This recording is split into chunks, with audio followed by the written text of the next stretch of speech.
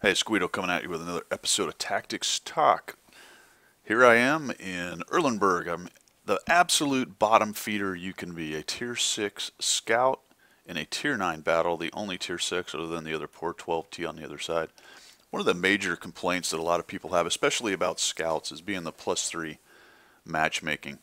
Always complaining about how Scouts are put well above any place they can be effective, or so people think. The question is, how do you run the Scout appropriately?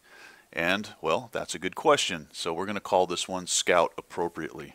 Scout Appropriately. So, decent team. We got a 70% on there. If you look over on their side and our side, it's a Tier 9 battle. 3 Tier 9s on the top. I don't see any gross mismatches, other than we have some pretty good players. But realize that our two best players are both in Scouts, and their two best players are in a Tier 8 and a Tier 9 medium and heavy.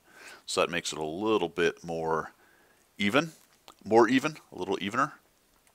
Alright, so this is called Scout Appropriately, and what I mean by that is look and assess your team and then do what you've got to do to be effective in your Scout. And that does not necessarily mean that you YOLO down there because, oh, I'm the Tier 6 guy, I'm just going to YOLO out, maybe I get a couple spots and that'll help my team. No, that's not what you want to do. So what I'm going to do is I'm going to go take a pretty common position, and this happens to be a standard map setup here. It's not assault or encounter. And I'm going to head over here towards the castle. Pretty standard. So this hill is a major focus of the battle, as is this flat area over here. And it's basically who can outspot each other and gun each other down, or whether they can push into us or we can push into them. And you'll see that we get quite a big force coming this way. When you are trying to scout appropriately, you want to be careful. And it may be that the better part of valor on being careful, I'll show you what I'm doing with my camera, is to not push in right into them and YOLO. Now this bush is a pretty good bush. I carry binocs and I carry camo net. And I am not going to shoot at the 49L. Because I don't want to be spotted. I am more useful with the binocs up and attempting to spot anything such as that right there that wants to poke over. So I am here right now, scouting appropriately. My purpose in life is to light up as many tanks over there as possible and give these guys shots. Of course, as I say that, I backed up in the game. What I was doing there was attempting to get some shots on the 49 if you happen to come up over the top.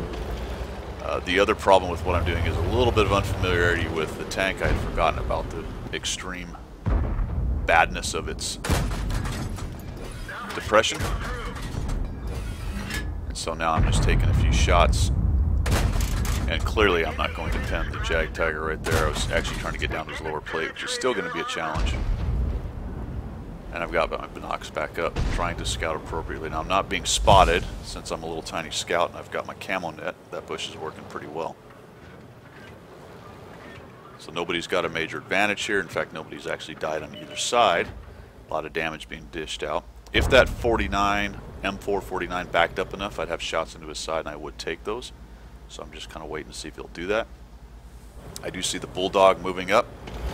Now there's an option there for me to go down and duke it out with the Bulldog or to help my team try to take it out. The problem with that is they haven't lost any tanks. There are so many guns in the game and a lot of them haven't been spotted yet. I am scouting appropriately. It's just not time to go push down in there. We've got plenty of tanks camping up around this castle. I can't even get my gun upwards enough to hit that guy. There's the Yo-Ho. Clearly I'm not going to pin that guy, so I'll let him go. Back up just a little bit. I'm trying to see if I can get a shot on the 5120 if he comes around the corner. I also want to be careful because if I'm not close enough to that bush, that 5120 may actually spot me up here if he comes around. T50's poking over again. There's the JT. Biding my time right now. Biding my time. There goes the Bulldog. That's good. Because I was just thinking about maybe I'd have to go take care of him because he'd gotten by. Hey, look, there's somebody I can actually pin. Take some shots into the JP2. Pretty soft, really, for a TD, that thing. He gets pretty well tore up by me in that T49.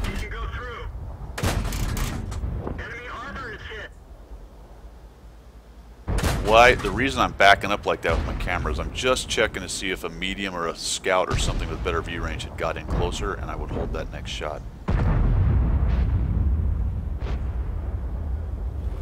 M449's at 2%. Oh, look, here comes the Scoter. I'm going to actually try to track him here. See if I can get some tracking damage. Switch over this hole, get a couple hit points off of him.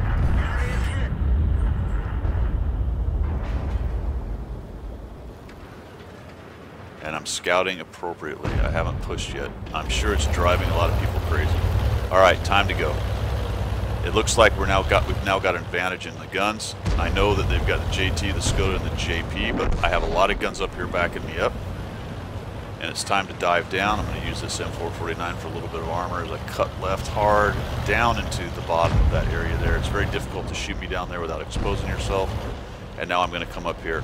When I pop up on this flat, I use this little divot here to get a shot on him. And then I get greedy. And that's what I get for being greedy. One shot would have probably been just enough, just plenty.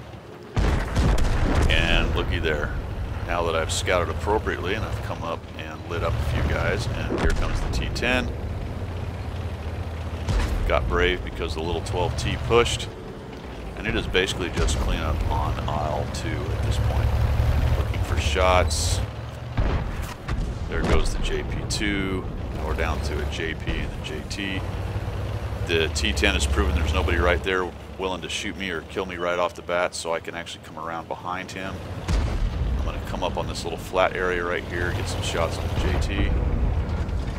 Bounce one. Probably should have gone after his back sprocket. I might have been able to stop him.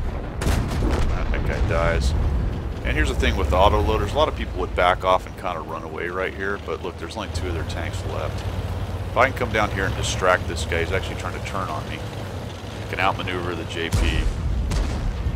Got him turned around, and I got guys crawling all over him. Now, clearly, we don't want this game either way.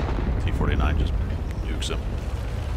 But that same tactic can be useful in a scrum by coming around and getting guys turning around, trying to take on the light tank, and that allows your forces to come in and take him out. Clearly, on that one, it didn't really matter because we were going to eat that guy alive either way. But that tactic is useful there. So there you have it, scout appropriately. Bit of camping, probably raising the blood pressure of some people, seeing what I did, but there was no reason for me to get down in there for no reason early on. But once the weight of guns started to come our way, push down in, get those spots, and clean it up. I hope this helps.